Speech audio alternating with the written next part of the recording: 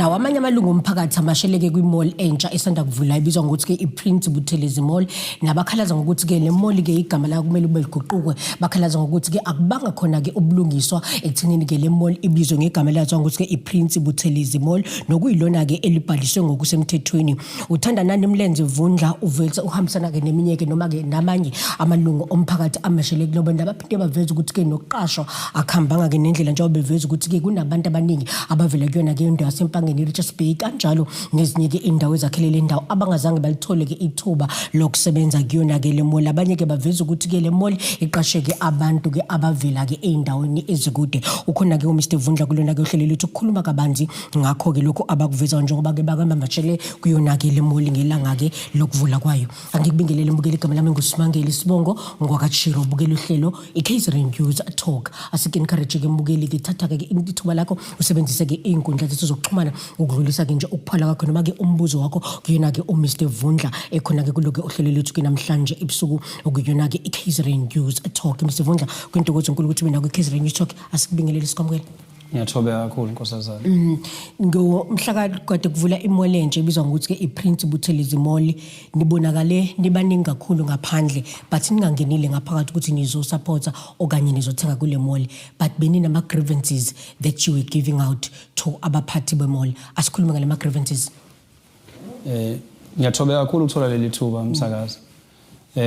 Ikhalaze besinazo lapha yana zihlukane iminxa emibili.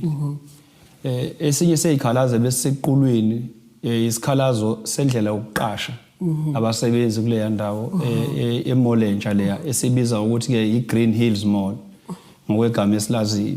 Kodwa ke esesibona manje sekuthiwa ke iPrince Buthelezi Mall. Okay. Kuhlalukile ukuthi indlela yokuqasha lapha na ibino lokho esingakubiza ukuthi ipheceleze nepotism yokungenelela komunye wabaholi bezepolitiki ikakhulukazi uphinde futhi ebe umholi womkhandlu wasemhlathuze municipality engxenyeni yokuhola yokuqasha. Then bese ukuthi esinye isikhalazo bekuyisikhalazo esibhekiswene kuyigama ke manje la imall qobolwayo njengoba sazi ukuthi ibizwa manje ngokuthi Prince Buthelezi Mall. Thina sazi ukuthi imall izobizwa ngokuthi iGreen Hills Mall. Ikhalazo zethu bezimi kulokho nje ikakhulukazi okwamanje. Kodwa kukhona okunye okuvela emphakathini sekuhamba kuvela kodwa okwamanje ikhalazo bekuseyilokho kuphela. Okay, ngifuna ukuthi mhlambe siqale ngalolu daba lokuqasheka kwabantu talking about nepotism enithi nibonile yenzeka la. Omunye umbukeli uzothi mhlambe bukhona lobufakazi Mr Mvundla bokuthi ngempela kube khona nepotism uma ngabe kuqashwa bona abantu kuyona le mall. Impela sinako ukufakaza. Sinakho ukufakaza kodwa ukufakazisa ukuthula kahle endaweni efanele kakhulukazi indawo efanele ideveloper qobolwayo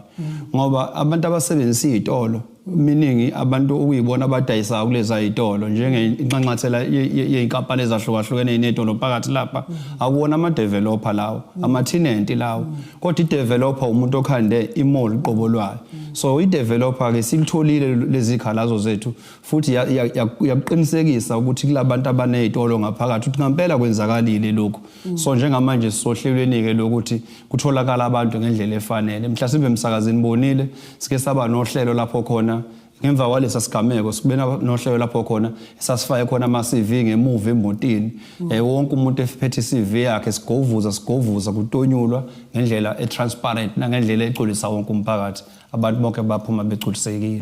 Kulabo benikade nihambe nabo kuhambiswe ama CV abo kukhona mhlamba sebekwazile ukuthi babizwe after kade nihambile nawo mashela kuyo la mall. Impela ngaqinisekisa ukuthi bazobizwa maduzane ngoba thina kufoneka lapha sihambisa abantu abalinganiselwa ku800 ideveloper ekufoneke suhambise lapha kubona. So njoba sawacosha ama CV lapha yana kufanele senze compiling kahle ke compile list ngendlela eqondile ehlelekile la uzowahlukanisa khona kahle abantu ukuthi lo uzo apply ukuba ucasher lo mhlawumbe uapply ukuba isecurity futhi nange gender lo ifemale lo imale nange age group futhi lo follow iphi category lo follow iphi category. Umsebenzi onjalo ke njengamanje usaqhubeka kodwa lawo bantu bonke bazodluliselwa lapha ku developer bese developer ixhumana nabanikazi bezitolo bekwazi ukuthi bekwazi ukuqasheka ngendlela eqondile abantu. Uma uveza ukuthi Mr Vundla kube khona ukwenzelela okukhona kuba khona nokuxambukela kumholi othile wezepolitiki uma ngabe kuqala lapha ya into efana njengaleyo insolo ezi serious kukhona mhlambe igxathu enilithathayo njengabantu abakhoneni babiza enibiza ngabaholi emphakathini mhlawumbe ukuthi nikwazi ukuthi niqondise leso simo esifana njengaleso? I-nepotism ithi ukuhluka phecelele kancane kwezomthetho ngoba i-nepotism akuvamisile ukuthi ungazoyibiza ukuthi uyicategorize ukuthi uthi sekuyi-crime kodwa i-nepotism can be categorized as an unethical behavior which is not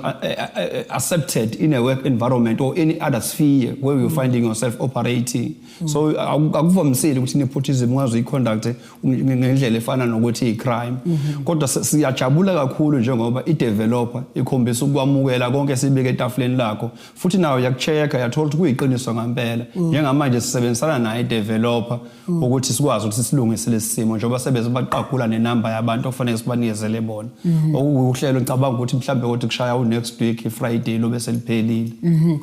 Uthini kobanye abantu abaveza ukukhathazeka kwabo ngesikhathi nibonakala niyo masha on the first day la kuvula khona imall ukuthi igameke ifana njengalezi ziletha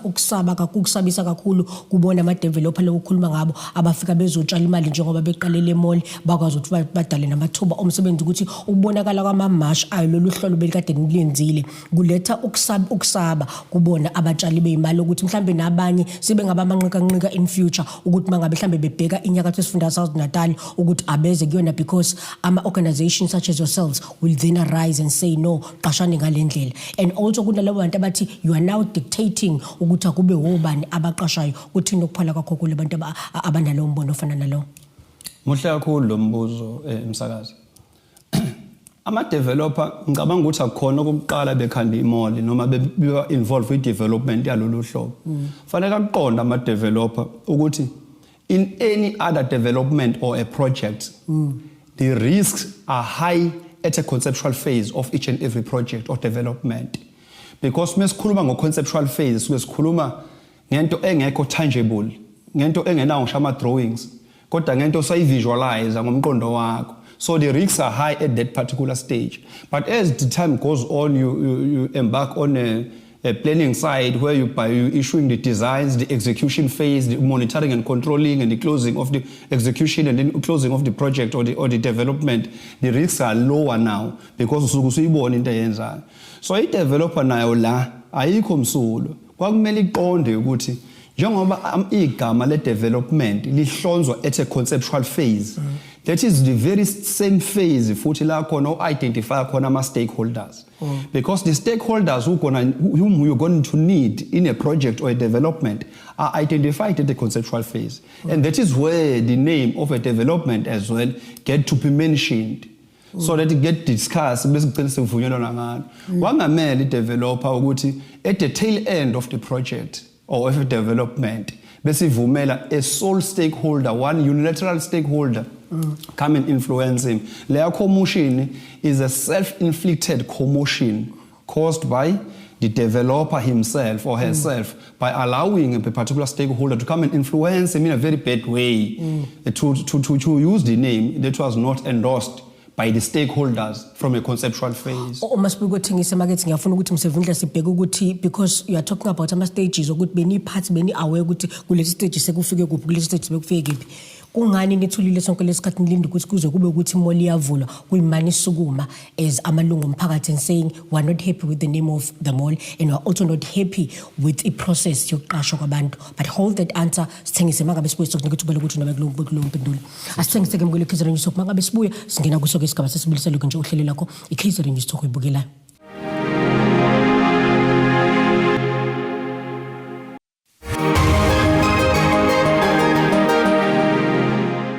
Sibingelele mukeli sikwamkeleke kusoke nje isigaba sesibilisa lokho nje uhlelo lakho iKaizer News Talk uyibukela igama lami nguSimangele isibongo sami ngwakachirwa kanti ke mawuthanda kuvulela mabona kude wakho angikhumbuze ke mbukeli ukuthi ke sanjele uyena ke uMr Thandanani Mlenze Vundla ovela kuyona ke indawo yasesikhaweni nokumeleke noma ke okubonakalile kanjalo nawo ke nje amanye amalunga omphakathi bemashela kuyona ke imall yazwa ukuthi ke iPrint Buthelezi Mall bekhalaza ke ngokungaqasheki kwabantu abazenze kuzona ke indawo zasempangeni kanjalo naseRichards Bay bephinde futhi bekhalaza nangalo ke igama le mall okuyona kuyona ke iPrince Buthelezi Mall nabaveza ukuthi ke leli gama le mall akulange kulandelwe ke imigudu kuyona efanele njengoba phambilini ibikade ibizwa ngayo ke iGreen Hills Mall nabaveza ukuthi ke bafisa ukuthi ke ibuyele kulona ke igama eyayikade iqanjwe lona phambilini. Sinayike uMr Vundla ukusichazela kabanzi ngazo ke lezi ikhalazo abanazo njengamalunga omphakathi. Ngiyafuna ukuthi sibheke Mr Vundla ukuthi iprocess yokwakha kwemall akuyona into eqhamuka isibonakala isimili mall, kube neprocess nayibona isukuma, nayibona isibhendiwe, nayibona futhi isibranded as iPrince Buthelezi Mall. Umbuzo uzoqhamuka kwabanye abantu abakhona emphakathini nababukeli bethu ukuthi why then keep quiet all of this time when only the mall opens and then you as members of the community you decide to go and march kwi-mall? Kungani ningasukumanga ngesikhathi kusaqhubeka yonke lento ensiye ukuthi asixolisekile njengamalungu omphakathi? Muhle kakhulu lo mbuzo umsakazi. Abalaleli emakhaya kufanele bakuqonde ukuthi kufana njengenkululeko yethu la eSouth Africa. The then liberational movement in South Africa, that is the oldest movement that we had, liberational movement that we had in Africa and particularly in the whole world. But was the last one to attain democracy for its own particular country. Why? Because they pursue a struggle, and then after struggle they wanted to pursue a revolution to get democracy through negotiations. So nathi ke msakazi besithathe approach yokuthi kube khona ama engagements, kube khona ukuxhumana ngendlela right, even though besibona ukuthi mangabe sizama ukuvula umnyango ukuthi sikhulumisane ngalolu daba asitholi ukwamukeleka. Ubuzwa ukuthi amagama anokumokha ukuthi ubani wena uzokhuluma ngalolu daba, ubani wena umele yiphi inhlangano noma umele bapho somabhizinisi uzokhuluma ngalolu daba. So bekuyindlela ekanjalo ke bisithuntubeza ekutheni sikwazi ukuthi izwi lethu lizwakale. Besingamukelekile ukuthi sizwakale, kodwa sitheme sesifika nabantu okuyibona abathintekayo kwayilapha esiqola khona ukuthi silalele, sesithola khona ukuthi silaleleke ke manje. Okusijabulisa kakhulu nje njengamanje sesiyalaleleka ngoba ekuqaleni besi-undermineka ngoba becatshwa ukuthi abekho abantu esibamele, kodwa njengamanje i-developer kanye nabaphathi bomkhandlu sebebonile ukuthi bakhona ngempela abantu esibamele, so kumele ukuthi basilalele. Ingakho sekufike kuleli ziko sekufike kulona manje. I believe on the day kade nimashele lapha udaba legama le mall, it was part of your grievances. What Yes. was the response from our developer mall mangabe nikhuluma ngokuthi also as amalungu omphakathi you are not pleased ngegama le mall? Yes, ikhona nane video eyathathwa ngabanye abaqophi babasakazi incane mhlawumbe badlelana nani noma enibaziyo lapha la sasikhuluma khona sakuveza nalokho ukuthi igama le mall impela igama lisequlini okumele lihlayelwe phansi ngendlela okuyiyona yona, ukuze ukuthi wonke umuntu othintekalayo noma ozosebenzisa le mall noma nje njenge-stakeholder akwazi ukuthi abe comfortable ngegama elizosetshenziswa ngemall, ngoba imall yethu sonke akuyona edeveloper. Yeah. Now that brings me to the question, Mr. Vundla, ukuthi are you not comfortable as members of community ekutheni nisebenzise la mall lela gama lenzani kunina? What is the problem with the name of the mall? I wish to understand lo part ukuthi igona kuphi lokho enikhalaza ngakho as amalungu omphakathi sekuthi anikujabulile la gama. Msakazi, iminyaka yamanje ila ku half a century manje. So nginomlando nendawo yaseMhlathuze, nendawo yaseKing Cetshwayo. Ngazalelwa la eKing Cetshwayo endaweni yaseMhlathuze. Ngine amathuna kababa namathuna ogogo wami ala eKing Cetshwayo.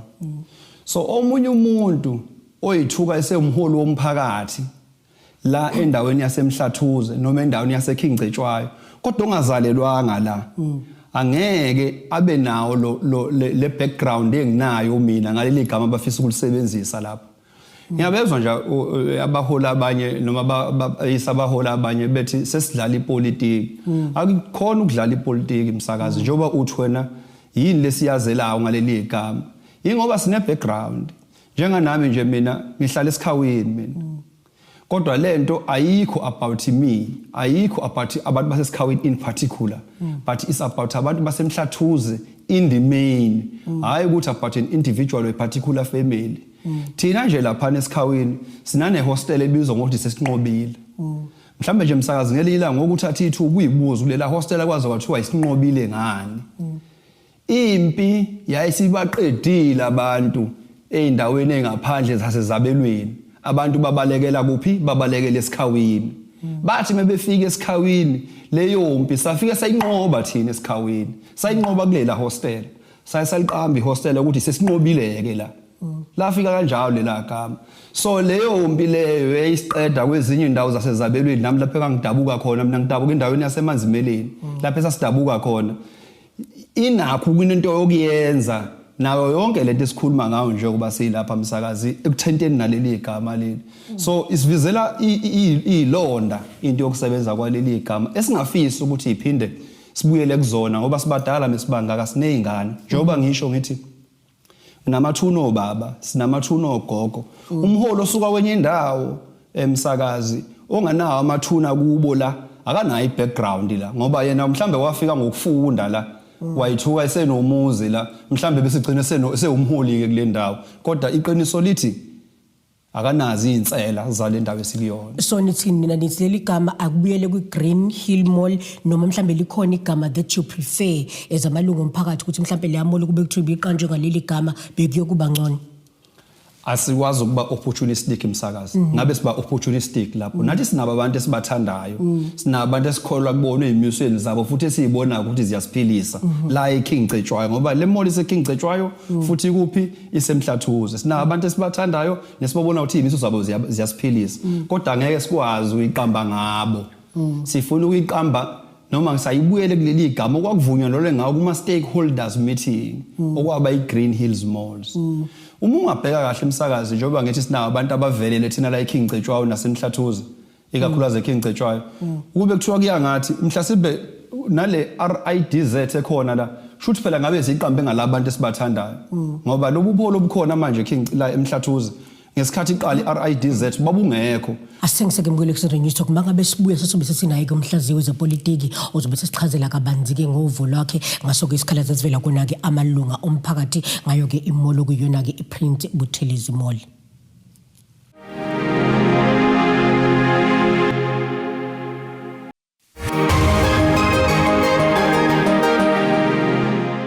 Asibingelele mbukeli sikwamukele kusoke nje isigaba sokugcina saloke nje uhlelo lethu iKZN Talk oyibukela kulesi sigaba ke mbukeli sisanjelo uyena ke omhlaziyi wezepolitiki okuyena ke udokotela Ozakhele Shamase just get ke ukuphawula kwakhe ke kuyisona ke nje ukubonile isigabeni sokuqala lesibili saloke nje uhlelo kade sinayi ke Mr Vundla obuyibona ke abahambe bamasha kule mall ebikade ivulwa bekhalaza ngokuthi ke abavumelani nogama ke elisha ke la mall okuyena ke iPrint mangosothi Buthelezi bathi ke bona ngokwabo bafuna ukuthi ke qhubeka igama lelikade libekiwe eqaleni okuyona ke iGreen Hills Mall bathi ke lokho ke kuzoba ke nje lokhu kuqhambukela kwepolitiki njengoba seqanjwe ngalo ke igama layo ke inkosi uMangosuthu Buthelezi sikubingelele Shamasi sikwamukele kulohlelo lethu dokotela siyabingelela sibingele balaleli beyond KZN ngicabanga ukuthi umbuzo wami oqala nje dokotela uShamase ubheka ukuthi uqanjwa kwemall ngegama lomuntu othile nje in general dokotela uShamase kuba into enhle noma kuba intembi kuba namiphi imthelela uma imall isuka iqaliwe bese mhlambe kuba ukuthi kunegama lomuntu elizobizwa ngayo lo mall uqanjwa kwemall ngegama lomuntu depend ukuthi ekabani lo mall sinayo iMaponya Mall eSoweto siyazi ukuthi ekamaponya ngoba usomabhizinisi yakhe kuye sinayo ubaba Patrice Motsepe kodwa sikaze sizwe kuthiwa khona iMotsepe Mall uyaxhasa imall nalapho undini nje waxhasa ukuthi bekhona imall esondini kodwa akayiqanjiwe ngomotsepe Mall leyo mall esondini lana inkinga ebakhona mayizoqanjwa ngosopolitiki kanti kunama dynamics akhona kuleyo ndawo lekakhulukazi kwaZulu Natal lapha yana empangeni okuzoba iGreen Hills Mall uyayibona ibihambisana netopography and the green hills of Zululand and the commercial prosperity and it was neutral ihambisana netopographical geography yakhona kodwa all of a sudden sekukhona isiqanje ukuthi iPrince Buthelezi Mall inkinga esikhona ke la ayikho inkinga if iqanjwe ngokuthi uNdunankulu kaZulu Zulu heritage Zulu culture but inkinga ukuthi wayesopolitiki weqembu elithile okuyingozi kakhulu ke kutheni ke njoba sesiyokhethweni lozasekhaya ngoNovember kuzoba khona that kind of campaigning ithi bukani sesinenzele imall kanti ayikho into enjalo le mall yakhe oMulman bamsana no Twin City bamsana no Delta these are private sector people ama-private developers kodwa ke siya-understanda i-thinking yabo ngoba efilidi lapha bakhe enye imoto abayibiza nge-Princess Mkabayi Mall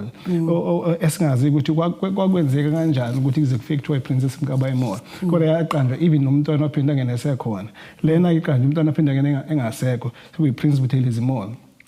Manje inkinga la ungena wepolitiki ukuthi mase khona abamashayo abamashayeli kuphela igama bamashayela ukuqashwa kwabantu bekhala ukuthi fanele u70% abantu abaqashwa laphana but abantu bokufika inkampani eziningi nezitolo eziningi lapho zifike nabantu babo. For example nje khona lesitolo ekuthiwa Woolworths iWoolworths ivalile empangeni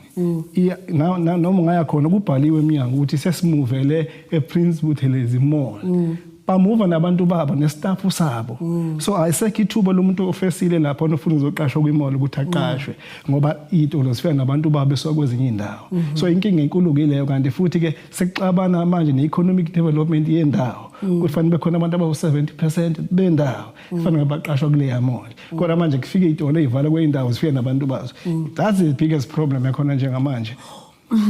Kukhona ubungozi obukhona Dr. Shamasi ekuthenini njengoba kuqanjwe njengokuthi iPrince Buthelezi Mall kukhona ubungozi obukhona noma just nje igama lisho kuthini libaluleke kangakanani igama kuyona imall. Preservation of heritage and culture ayikho inkinga but inkinga is political. La sikhuluma ngomuntu was not just a traditional leader in inkosi sikhuluma ngomuntu was a politician a well-known politician in South Africa. And sikhuluma ukuthi iqashwe ethiwe lapha endaweni njengasempangeni there's a lot of political dynamics around empangeni and ngisho bekuthiwa iyakhiwe ama-private sectors kodwa lapha yana within a municipal boundary ethile inkinga yofuthi mhlambe yenza ukuthi abantu bayibenze abayishoyo nabakhulumayo ukuthi ubani ophethe lo masipala lapha yakho khona uphethe iqembu elithile and kukwasumse umsindo ukuqashwa kwabantu kwakhona imeya yakhona yasho ukuthi abantu baqashwe ngokungenzelile abantu basuke nabantu babo kwezinye indawo kodwa manje kunama CVs asubmithiwe out of 70%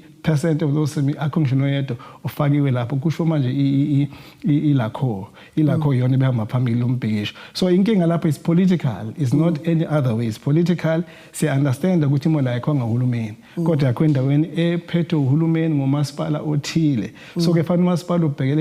economic development yabantu employment yabantu abakhona phela there's a lot of poverty there kunendawo eziningi koNdlangubo kobanibani koNtongande kobanibani bafuna employment abantu bebethembile ukuthi babefika lapha abantu asekhona abantu vele abasebenzayo only few people who are taken there and kunensolo bekhona nokugqambukela kwemeya and the mayor is not neutral mayor is a political party person and therefore intentions zenza bekhona inkinga enkulu kodwa ke ngokuqamba nje igama generally speaking other than politics there is no problem na iPrincess Mkabayi ayikho problem asazi noma mhlawumbe ngoba it's predominantly a particular party elapha yana kodwa kune problem ngabe indaba izoba political kakhulukazi empangeni kunama politicians awu minister ahlala lapha ama political parties amanye so ke njoba sesenge ngasho phambilini siyokhetheni ka November 4 kulolo khetho manje kuzo campaign inkinga enkulu esatshwa abanye ukuthi hayi sengathi kusetshenziswe le mall to campaign ama vote for a particular political as if yakhiwe yibo kanti cha yakhiwa ama private developers now ebona isidingo njengoba kuqaliwe before kuzoba iGreen Hills so babona it's now politicized something that started not as a political campaign. Impendulo yakho Dr. Shamasi ingiletha umbuzo ebengizowubuza I think you've just usuyiphendule kahle kakhulu ukuthi what your view on people who are saying ukuthi no laba bantu abakhalazayo why bebekade bethule all along when indaba vele besevele zi out there kudala ukuthi le mall izobizwa ngePrince Buthelezi Mall no the elections are just around the corner they are playing politics. Do you think ukuthi mhlambe this is not an issue indaba iyegama la mall but ipolitiki ukuthi people are campaigning because of ukuthi the elections are just around the corner? What's your view on people abanalo mqondo ukuthi akusekhona ukuthi mhlambe bakhalaza ngempela but this is another way of trying to campaign since the local elections are just around the corner? No, those people fanele bayisole bona ngoba kushuthi baphaphama esekulethi ngokubona hawu isiqaliwe le mall ibizwa ngegama elithi izoshala mase sikhambeni politics abayizole bona ngoba isikhathi for more than a year now ukwaziwa ukuthi kuzoba khona iPrince Buthelezi Mall so akanga campaign awenza lutho yakhiwa futhi mall yazi ukuthi izoba yini igama layo bathula bangenza lutho kodwa is characteristic of organizations like Olako and all that mo check Olako is linked mostly to MK Party siyazi MK Party yawina amavoti amaningi kwaZulu-Natal kodwa ayangafoma uhulumeni enkantolo ihulumeni wazofonywa amanye ama parties nje isifomile seqala manje athi hayi esibuyekeze ivote of no confidence on the prim it's late shall door to door campaign in the next elections because using this is going to decampaign them even more. My view is that they are going to decampaign themselves even more because izodala a political kind of volatility lendaba yabo yokuthi balwele igama njengamanje ngeke lisashintsha kufanele bakwenze isikhathi sekhona ukuthi ishintshe igama mhlambe sengabuye icala elikhona uma befuna ufaka icala ngalokho lokuthi yini eshintshe uGreen Hills Mall ubani lo makuumuntu yini eshintshe lelo gama ngoba lali neutral futhi it was in line with the topography of Zululand the Green Hills because the hills of Zululand are green and it has to do with commerce at the same time yini eshintshe lokho mhlambe bangaba nepoint kulokho whether by politicize or not sengokwabo vele isikhathi sokucampaigna nomba nami ngakusebenzisa lokuthi hayi ngicela ishintshe leligama uma ngifuna ukwaziwa ngifuna ukuthi ngimobilize abantu around that uze ngiwina ukhetho kodwa ke generally speaking and culturally speaking ayikho into inkinga we are living in a political climate leading to local government elections in 2 years leading to national elections and therefore anybody is justified akekho umuntu wrong nabo abekho wrong noma besukume late but abekho wrong sisiyokhetho vele isikhathi sokhetho ipolitiki le ngomushoda nje Dr. Lushabathi sesiphelile isikhathi sethu ohlelweni lethu uma ubheka uPrince Mangosuthu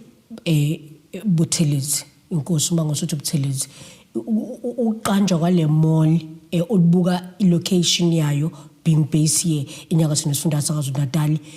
kukhona ngokwakho as an analyst as a political analyst okumvunayo ukuthi ngampela le mall uma ubheka ukusebenza kwakhe okumvunayo ukuthi ngampela le mall ingaqanjwa ngaye yeah kukhona ngenxa ukuthi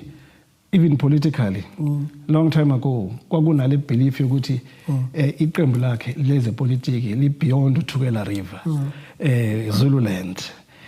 njoba usuke Zululand uziyofika kubaqulusini and all that kukhona lokho ukuthi vele support base yakhe ila not necessarily empangeni but in Zululand as such kukhona lokho kodwa ke on the other hand kukhona le sympathy yakhe irole yakhe ayidlalile just to honor him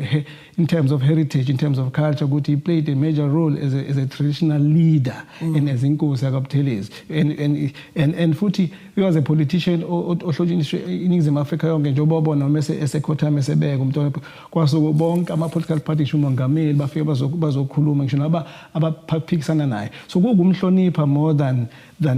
sengaba abantu nje bafuna ukuhijackela for political reasons kuphela otherwise ukumhlonipha ayike inkinga ngalokho ngoba Nelson Mandela bahlonishwa khona Nelson Mandela Bay khona Nelson Mandela Municipality khona Nelson Mandela University so ayike inkinga akekho umuntu angasuka lapho mhlawumbe UDM besizothi indaba nethi Nelson Mandela le university khona no UDM la there's nothing wrong with that but inkinga is for other people to use that for political gain. Asibonge kakhulu Dr. Lushabathi ngesikhathi sakho siphesana kuhlelo lethu.